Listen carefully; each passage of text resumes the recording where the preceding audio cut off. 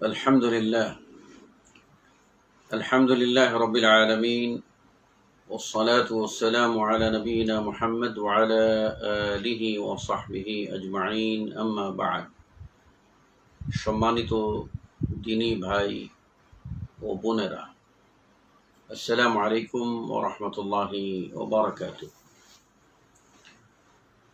মাহে রমাদান 1442 হিজরি মোতাবেক 2021 এর ধারাবাহিক দার্স ও প্রশ্ন উত্তর পর্ব 3। আজকের শিরোনাম হলো সিয়াম বা রোজার হাকিকত। সম্মানিত সুধী ও দর্শকবৃন্দ, প্রত্যেকটি জিনিসের মর্ম যখন একজন মানুষ ভালো করে উপলব্ধি করতে পারে, অনুধাবন করতে পারে, বুঝতে সক্ষম হয়, তখন সে এর গভীরে প্রবেশ করে এবং এর অন্তর্নিহিত তাৎপর্য উপলব্ধির মাধ্যমে পরিতৃপ্তি লাভ করে। যখন কাজটি সম্পাদন করে তখন পূর্ণ ইখলাসের সাথে নিবিষ্ট মনে দেহমন উজাড় করে দিয়ে 16 আনা নিখুঁতভাবে কাজটি আদায় করার চেষ্টা করে। পক্ষান্তরে যতক্ষণ মানুষ এর হাকিকত বুঝবে না, এর মর্ম উপলব্ধি করতে পারবে না, ততক্ষণ এটি শুধুমাত্র রসুম, রেওয়াজ, প্রথাগত আনুষ্ঠানিকতা থাকবে, কিন্তু এর মর্মে বা এর গভীরে কেউ প্রবেশ করতে পারবে না। মাহে রমাদান বা রমাদান মাসে আল্লাহ সুবহানাহু ওয়া তাআলা আমাদের জন্য পুরো 1 মাস সিয়াম ফরজ করেছেন। আর ফরজ এর উদ্দেশ্য সম্পর্কে আল্লাহ রাব্বুল আলামিন কোরআনুল কারীমের সূরা আল বাকারায় স্পষ্ট করে বলে দিয়েছেন, ইয়া আইয়ুহাল্লাযীনা আমানু কুতিবা আলাইকুমুস সিয়াম, হে ঈমানদারগণ, তোমাদের উপরে ফরজ করা হলো সিয়াম, কামা কুতিবা আলাল্লাযীনা মিন ক্বাবলিকুম, যেমন করে ফরজ করা হয়েছিল তোমাদের আগের কওম বা আগের জাতির উপরে, লাআল্লাকুম তাত্তাকুন, যাতে তোমরা মুত্তাকি হতে পারো, সংযমশীল হতে পারো, পরহেজগার হতে পারো। এই আয়াতের মাধ্যমে আমরা 3টি বিষয় উপলব্ধি করতে পারি বা বুঝতে পারি। এক হলো যে আল্লাহ রাব্বুল আলামিন আমাদের উপরে সিয়ামকে ফরজ করেছেন। 2, শুধু আমাদের উপরই সিয়াম ফরজ না, বিগত জামানায় যত কওম অতিবাহিত হয়ে গেছেন তাদের উপরেও সিয়াম ফরজ ছিল। হতে পারে তাদের এই সিয়ামের ধরন প্রকৃতি ভিন্ন, কিন্তু সিয়াম ফরজ ছিল। আর তৃতীয় যে বিষয়টি আমরা জানতে পারি সেটা হলো সিয়াম এর হাকিকত, সিয়াম এর রহস্য, রোজার মর্ম।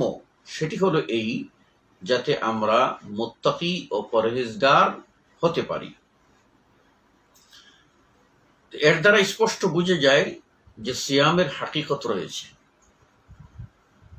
আর আমাদের সকলকে জানতে হবে যে ইসলামের প্রত্যেকটি বিধিবিধান, ছোট হোক বড় হোক, ফরজ হোক আর নফল হোক বা মুস্তাহাব হোক, প্রত্যেকটি কাজের পিছনে হিকমত রয়েছে। এই হিকমত, কোন কাজের হিকমত কোরআন ও সহিহ হাদিস ও সুন্নাহের মাধ্যমে স্পষ্ট করে দেওয়া হয়েছে। আর এমন কিছু বিধান আছে যার হিকমত সরাসরি কোরআনে অথবা হাদিসে ব্যক্ত করা হয়নি। এই ধরনের বিষয়গুলির হিকমত সম্পর্কে আমাদের কি ঈমান হওয়া উচিত? আমাদের ঈমান হওয়া উচিত যে অবশ্যই এর হিকমত রয়েছে। আমরা বুঝি আর না বুঝি, অতএব আমরা নির্দেশ পালনের গোলাম হিসাবে সেই আদেশ আমরা পালন করে যাব। অবশ্যই এর মাধ্যমে এর মধ্যে যে লুক্কায়িত হিকমত রয়েছে এর দ্বারা আমরা লাভবান হতে পারব। আর যে সমস্ত ইবাদতের হিকমত আমরা জানতে পাই সেগুলি আমরা উপলব্ধি করব, বুঝব, সাথে সাথে একনিষ্ঠতার সাথে আমরা সেই ইবাদতগুলি আঞ্জাম দেব। সিয়াম বা রোজা এর অনেক হাকিকত রয়েছে। আমরা এই স্বল্প পরিসরে কয়েকটি মৌলিক বিষয়ে ইঙ্গিত করব মাত্র, ইনশাআল্লাহ তাআলা। প্রথম নম্বর হলো, এই সিয়াম বা রোজা মানুষের আত্মাকে পবিত্র করে, তাজকিয়াতুন নফস বা আত্মশুদ্ধি ঘটায়। এর মাধ্যমে মানুষ প্রশংসিত গুণ, উত্তম চরিত্র এর চর্চা করতে পারে, মনুষ্যত্ব এর শিক্ষা নিতে পারে, পশুত্ব থেকে নিজেকে বাঁচাতে সক্ষম হয়। যত প্রকার দুশ্চরিত্র আছে, যত প্রকার খারাপ চরিত্র আছে, যত প্রকার অনিষ্টকর বদ স্বভাব আছে, এইসব স্বভাব থেকে নিজের আত্মাকে পৌত পবিত্র করতে সক্ষম হয়। এজন্য এই সৌম বা সিয়ামকে ঢাল স্বরূপ বলে রাসূলুল্লাহ সাল্লাল্লাহু আলাইহি ওয়াসাল্লাম জানিয়ে দিয়েছেন, এবং আল্লাহ সুবহানাহু ওয়া তাআলা সুস্পষ্ট করেছেন যে এর হাকিকত হলো লাআল্লাকুম তাত্তাকুন, যাতে তোমরা মুত্তাকি ও পরহেজগার হতে পারো। আমাদের মনে রাখতে হবে তাকওয়া, এই তাকওয়া বা আল্লাহ ভীতি, এটা বাহ্যিকভাবে মূল্যায়ন করা কঠিন। সে কারণেই রাসূলুল্লাহ সাল্লাল্লাহু আলাইহি ওয়াসাল্লাম তাকওয়া এর ব্যাপারে বলেছেন, আত-তাকওয়া হাহুনা, আত-তাকওয়া হাহুনা, আত-তাকওয়া হাহুনা। তিনবার বলেছেন তাকওয়া হলো অন্তরের বিষয়, তাকওয়া হলো অন্তরের বিষয়, তাকওয়া হলো অন্তরের বিষয়। অন্তরের দিক থেকে বিশুদ্ধ হতে পারলে সৌম বা রোজা সার্থক হবে। আর মনে রাখতে হবে, মানুষের অন্তরে মানুষের যে প্রবৃত্তি, এই প্রবৃত্তির দুটি দিক রয়েছে, একটি পজিটিভ দিক, একটি নেগেটিভ দিক। যেটি পজিটিভ সেটাকে আমরা বলে থাকি সুপ্রবৃত্তি, যেটাকে আল কোরআনের ভাষায় নফসে মুতমাইন্না বা প্রশান্ত আত্মা বলা হয়ে থাকে। আল্লাহ রাব্বুল আলামিন ইরশাদ করেন, ইয়া আইয়াতুহান নফসুল মুতমাইন্নাহ, হে প্রশান্ত আত্মা, ইরজিই ইলা রাব্বিক, তুমি তোমার রবের দিকে ফিরে যাও। প্রশান্ত আত্মাকে আল্লাহ রাব্বুল আলামিন তার দিকে ফিরে যেতে আদেশ করেছেন। আল্লাহ রাব্বুল আলামিন অন্যত্র বলেন, ফাফিররু ইলাল্লাহ, তোমরা আল্লাহর দিকে ধাবিত হও। অন্য আয়াতে আল্লাহ রাব্বুল আলামিন বলেন, ওয়া আনিবু ইলা রাব্বিকুম ওয়া আসলিমু লাহ, তোমরা তোমাদের রবের দিকে একাগ্র চিত্তে, একেবারে খোলা মনে, মনকে নত করে তোমরা তোমাদের রবের দিকে ধাবিত হও এবং তার জন্য তোমরা বশ্যতা স্বীকার করো। তো কাজেই এই সুপ্রবৃত্তি মানুষকে আল্লাহর দিকে ধাবিত করে, ভালো কাজের প্রতি উৎসাহিত করে। আর যে মানুষ এই কাজ করতে পারে, অর্থাৎ সুপ্রবৃত্তিকে প্রবল রাখতে পারে, নফসে মুতমাইন্নাকে জাগ্রত রাখতে পারে, বিবেককে সজাগ রাখতে পারে, কুপ্রবৃত্তির তাড়না হতে নিজেকে নিয়ন্ত্রণ করতে পারে, আল্লাহ রাব্বুল আলামিন তাদের জন্য কি বলেছেন, ফাইন্নাল জান্নাতা হিয়াল মাওয়া, নিশ্চয়ই জান্নাত হবে এই আত্মার ঠিকানা, যে আত্মা পূত পবিত্র হবে এবং যত প্রকার কলুষ কালিমা আছে সব থেকে আত্মা মুক্ত হবে। এজন্য আমরা বলতে পারি যে সিয়াম বা সৌমের অন্যতম হাকিকত হচ্ছে মানুষের আত্মাকে পবিত্র করা। আর মানুষের জন্য বড় শত্রু হলো জাত শত্রু অভিশপ্ত শয়তান। এই শয়তান সম্পর্কে রাসূলুল্লাহ সাল্লাল্লাহু আলাইহি ওয়াসাল্লাম বলছেন যে ইন্না শাইতানা ইয়াজরি মাজরাদ দাম, নিশ্চয়ই শয়তান মানুষের শিরা উপশিরায় প্রবেশ করে, রক্তনালী দিয়ে প্রবেশ করে, আর প্রবেশ করে ওই মানুষকে ওয়াসওয়াসার মধ্যে ফেলে দেয়, মানুষকে সন্দেহের মধ্যে ফেলে দেয় এবং মানুষের শাহওয়াত বা প্রবৃত্তির চাহিদাকে সে জাগিয়ে তোলে। ফলে মানুষ পশুত্বের দিকে ধাবিত হয়, হিংস্রতার দিকে ধাবিত হয়, মানুষের জৈবিক চাহিদা লাগামহীন হয়ে পড়ে। এজন্য সিয়াম অত্যন্ত গুরুত্বপূর্ণ একটি ইবাদত, যার মাধ্যমে আমরা শয়তানের প্রবেশদ্বারকে রুদ্ধ করে দিতে পারি। রাসূলুল্লাহ সাল্লাল্লাহু আলাইহি ওয়াসাল্লাম বলেছেন যে রমাদানের আগমনের সাথে সাথেই সুফিদাতিশ শায়াতিন, শয়তানকে শিকলবন্দি করে দেওয়া হয় এবং জাহান্নামকে বন্ধ করে দেওয়া হয়, জান্নাতকে খুলে দেওয়া হয়। তার অর্থ কি?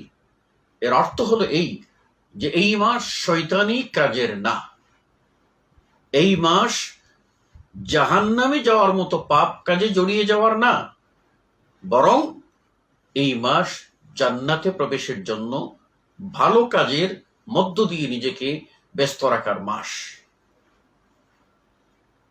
তাই এ সিয়াম আমাদের আত্মাকে পবিত্র করার ক্ষেত্রে বড় ভূমিকা পালন করে থাকে এবং শয়তানকে দমন করার ক্ষেত্রে আমাদের জন্য রুহানি ইমানি শক্তি জুগিয়ে থাকে।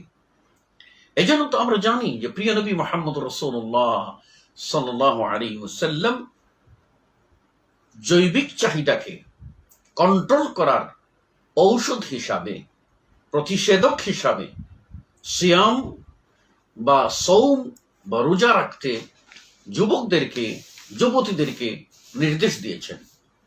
রাসূলুল্লাহ সাল্লাল্লাহু আলাইহি ওয়াসাল্লাম বলেন, ইয়া মা'শারাশ শাবাব, ওহে যুবকেরা, তোমাদের মধ্যে যারা বিবাহ করার ক্ষমতা রাখো, অর্থাৎ বিবাহের বেবার স্ত্রীর ভরণ পোষণ দেওয়ার মতো ক্ষমতা রাখো, শারীরিক ক্ষমতা তোমাদের রয়েছে, আর্থিক ক্ষমতা তোমাদের রয়েছে, আল্লাহ নেই বলেন ফালিয়াতাযাওয়াজ, সেজন্য বিবাহ করে। আর যার এইরকম ক্ষমতা নাই, ফাআলাইহি আস-সাওম, তার উপরে আবশ্যক হলো সেজন্য সিয়াম পালন করে, সেজন্য রোজা রাখে। তাহলে কি হবে? এই রোজা তার যে প্রবৃত্তির চাহিদা, এই চাহিদা শক্তিকে দমিয়ে দেবে। যেমনটি আমরা একটু আগেই বলেছি যে বান্দা যখন সিয়াম পালন করে তখন মানুষ এই না খাওয়ার কারণে, উপাস থাকার কারণে, ইবাদতে মগ্ন থাকার কারণে, কর্মব্যস্ত থাকার কারণে খারাপ চিন্তা করার কোনো সুযোগ পায় না।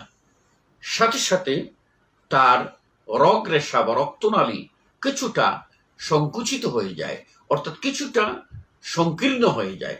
ফলে শয়তান প্রবেশ করে, সহজে প্রবেশ করে কোনো প্রকার ক্ষতি করতে পারে না।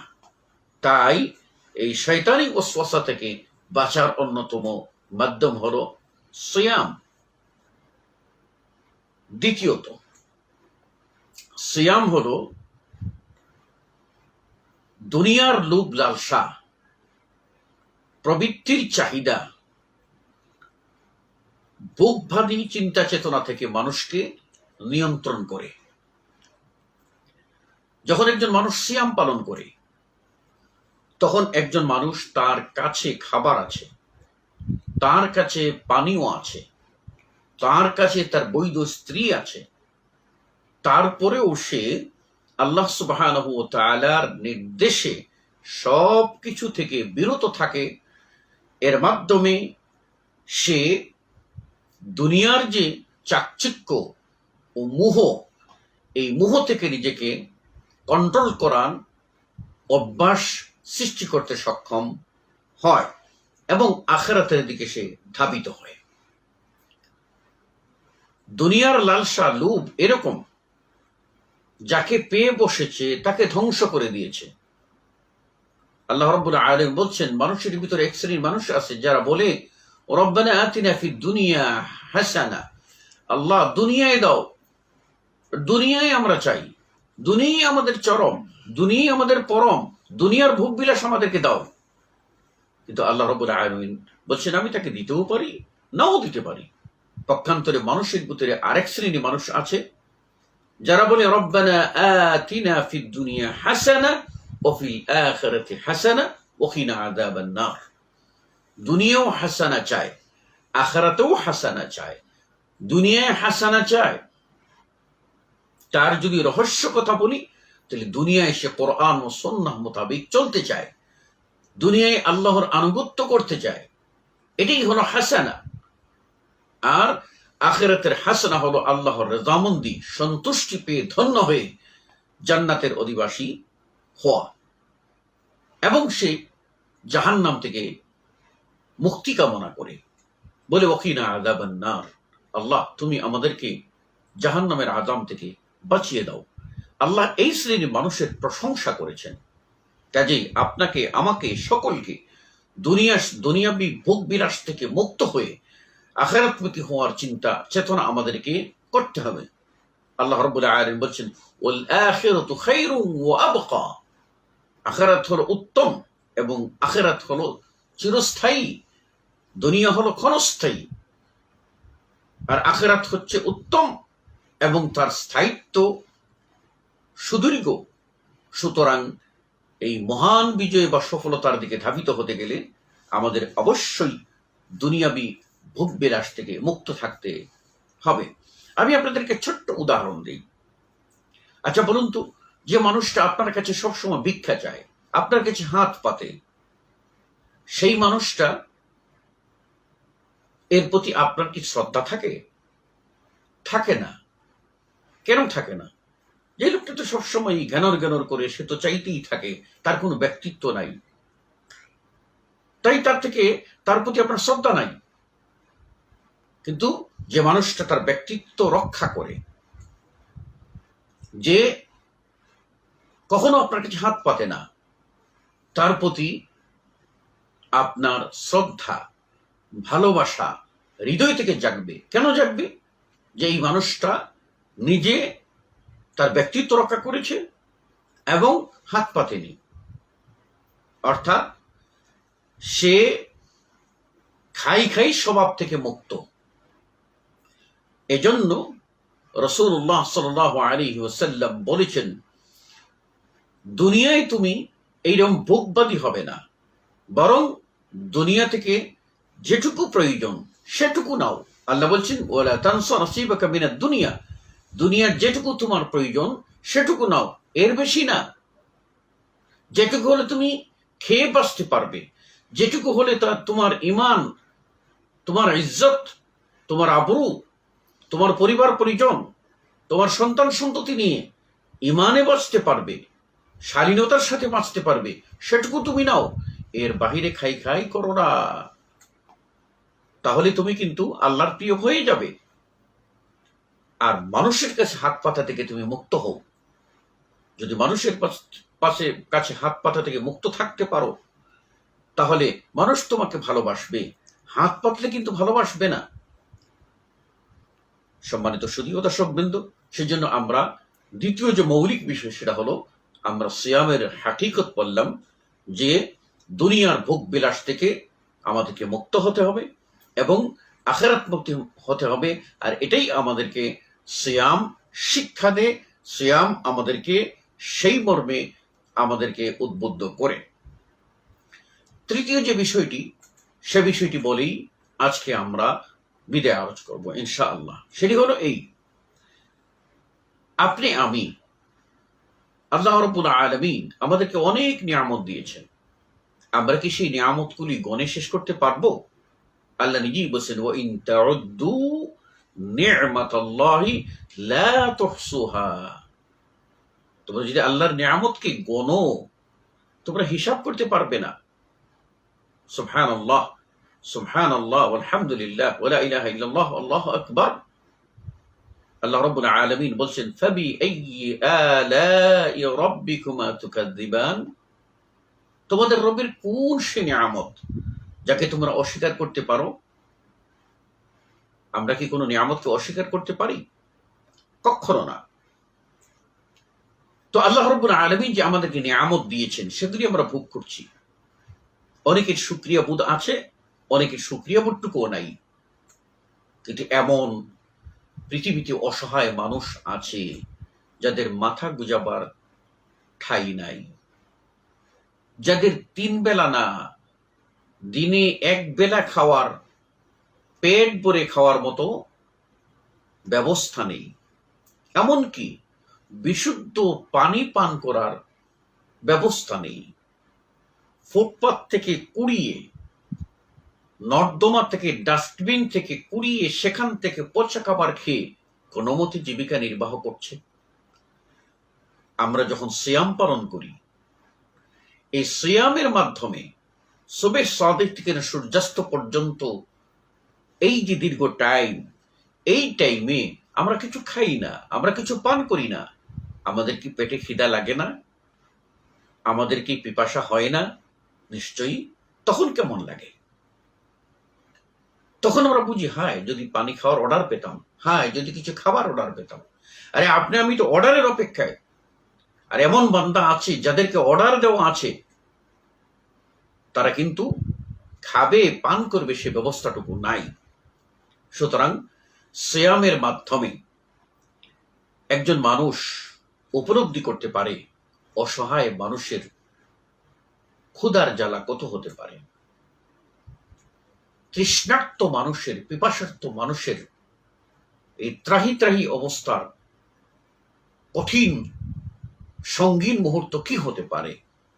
এটা একজন মানুষ উপলব্ধি করতে পারে রমাদানের সিয়াম এর মাধ্যমে। যখন বান্দা এটা উপলব্ধি করবে, তখন সে কিন্তু তার দানের হাতকে বাড়িয়ে দেবে। সেই বুভুক্ষ ক্ষুধার্ত মানুষ কোথায় আছে? অভাবী মানুষ কোথায় আছে? কোথায় কোন মানুষটা এরকম আছে যে আসলেই সে অভাবী, আসলেই সে ঋণগ্রস্ত, অথচ সে তার ব্যক্তিত্ব রক্ষার্থে মানুষের কাছে যাচ্ছে না? আল্লাহ রাব্বুল আলামিন কোরআনে কারীম বলছেন, সেই মানুষগুলি হলো ওয়ালা ইয়াসআলুনা আন-নাসা ইলহাফা। তারা লজ্জায় মানুষের কাছে হাত পাতে না। কিন্তু আল্লাহ বলছেন, জাহেল মানুষ, যারা বুঝে না, তারা ইয়াহসাবুহুমুল জাহিলু আগনিয়া, জাহিল তাদেরকে ধনী মনে করে। ওই মানুষগুলি খুঁজে বাইর করুন। অভাবী মানুষ, তাদেরকে খুঁজে বাইর করুন। ওই অসহায় মাকে খুঁজে বাইর করুন, যার মাথা গোজাবার ঠাঁই নেই, আবার ঘরের একমাত্র কর্মক্ষম ব্যক্তি সেও বিদায় হয়ে গেছে, অথবা সে অসুস্থ হয়ে পঙ্গু হয়ে আছে, কর্মক্ষমতা হারিয়ে ফেলেছে। সন্তান নিয়ে অসহায় মা কেমন করে দিনেতবাদ করছে, সেদিকে তাকাবার সুযোগ হলো এই রমাদানে, যার মাধ্যমে আমি উপলব্ধি করতে পারি বুভুক্ষ ক্ষুধার্ত মানুষ, তৃষ্ণার্ত মানুষের বেদনা, কষ্ট, জঠর জ্বালা কি হতে পারে। আপনি জানেন, প্রিয় নবী মুহাম্মদ রাসূলুল্লাহ সাল্লাল্লাহু আলাইহি ওয়াসাল্লাম এমন যে তার ঘরে কিছু থাকলে দান না করা পর্যন্ত তিনি শান্ত হতেন না। বুখারীর হাদিসে স্পষ্ট রয়েছে, কানা আজওয়াদুন নাস হিনা ইয়ালকাহু জিবরিল। আল্লাহ নবী সাল্লাল্লাহু আলাইহি ওয়াসাল্লামের কাছে যখন জিবরিল আগমন করতেন রমাদানে, তখন নবী সাল্লাল্লাহু আলাইহি ওয়াসাল্লাম, তিনি তো আজওয়াদুন নাস, মানুষের মধ্যে সবচেয়ে বেশি দানশীল, কিন্তু তার দানের গতি রমাদানে এত বেশি বেড়ে যেত যে ঝড় বা বায়ুর যে বেগ, তার চেয়েও বেশি বেগে, তার চেয়েও বেশি গতিতে নবী মুহাম্মদ সাল্লাল্লাহু আলাইহি ওয়াসাল্লাম দান করতেন। অতএব আপনি আল্লাহর ক্রোধ থেকে বাঁচতে চান, দান করুন। কেননা রাসূলুল্লাহ সাল্লাল্লাহু আলাইহি ওয়াসাল্লাম বলছেন, দান আল্লাহর ক্রোধকে দমিয়ে দেয়। আপনি কি জাহান্নাম থেকে বাঁচতে চান? নবী মুহাম্মদ সাল্লাল্লাহু আলাইহি ওয়াসাল্লাম বলছেন, ইত্তাকুন নার ওয়ালাউ বিশাক্কি তামর। তোমার কিছু নেই, একটি খেজুর আছে, তার অর্ধেকটা হলেও দান করে, সাদাকা করে তুমি জাহান্নাম থেকে বাঁচো। আপনি আল্লাহর রহমত প্রত্যাশা করেন, আপনি দান করুন। লান তানালুল বিররা হাত্তা তুনফিকু মিম্মা তুহিব্বুন। তোমরা কোনোদিনও বীর বা কল্যাণ লাভ করতে পারবে না যতক্ষণ না তোমরা তোমাদের পছন্দের বস্তু, প্রিয় বস্তু আল্লাহর রাস্তায় দান করতে পেরেছো। আপনি কি অসুস্থ? আপনি সুস্থতার জন্য আপনি খাস করে সদকা করুন, আর এর মাধ্যমে আল্লাহ রাব্বুল আলামিনের কাছে দোয়া করুন। হতে পারে এই দান আপনার রোগ মুক্তির ওসিলা, যা বলেছেন প্রিয় নবী মুহাম্মদ রাসূলুল্লাহ সাল্লাল্লাহু আলাইহি ওয়াসাল্লাম। অতএব আমরা সকলেই রমাদানের সিয়ামের যে হাকিকত, রোজার যে অন্তর্নিহিত তাৎপর্য, এটা হৃদয় মন দিয়ে বোঝার চেষ্টা করি এবং নিবিষ্ট মনে একাগ্র চিত্তে সিয়াম পালনে আমরা এগিয়ে আসি। আল্লাহ সুবহানাহু ওয়া তাআলা আমাদেরকে সিয়ামের হাকিকত বোঝার তৌফিক দান করুন। আমিন।